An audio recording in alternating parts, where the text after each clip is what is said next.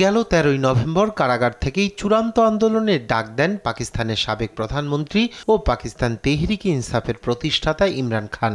এ সময় দাবি আদায় না হওয়া পর্যন্ত আন্দোলন চলবে বলেও জানান তিনি। বিচার বিভাগের স্বাধীনতা ক্ষুণ্ণ সংক্রান্ত সংবিধানের 26তম সংশোধনী প্রত্যাহার এবং বিনা বিচারে গ্রেপ্তারকৃতদের মুক্তির দাবি জানিয়েছে পিটিআই।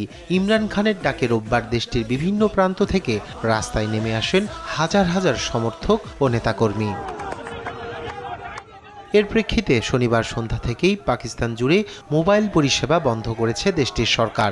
আদালতের নিষেধাজ্ঞা, ইন্টারনেট সেবা ব্যাহত ও ব্যাপক নিরাপত্তার মধ্যেও পিটিআইয়ের সমর্থকরা দেশটির বিভিন্ন শহর থেকে রওনা হন ইসলামাবাদ অভিমুখে। তবে রাস্তায় পুলিশি বাধার মুখে পড়েছেন বলে অভিযোগ করেছেন নেতাকর্মীরা। পিটিআই কর্মীদের বিক্ষোভ ঠেকাতে ইসলামাবাদে মোতায়েন করা হয় অতিরিক্ত আইন শৃঙ্খলা রক্ষা বাহিনী। গুরুত্বপূর্ণ সড়কগুলোতে কন্টেইনার দিয়ে ব্যারিকেড দেয় পুলিশ।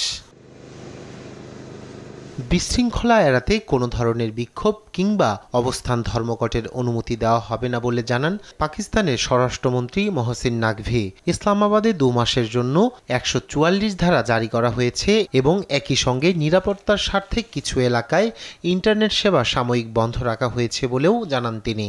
जिम्मेदार वो लोग हैं जो इस्लामाबाद हाई कोर्ट का ऑर्डर को तोड़ के आ रहे हैं, उस सारी चीज़ के जिम्मेदार वो लोग होंगे जो वायलेशन करके आ रहे हैं और जो धावा बोलने के लिए आ रहे हैं।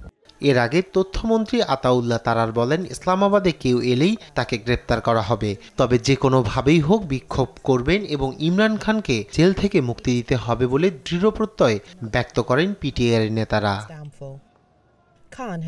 রায়হান কবির শুভ্র, নিউজ ডেস্ক, দেশ টিভি।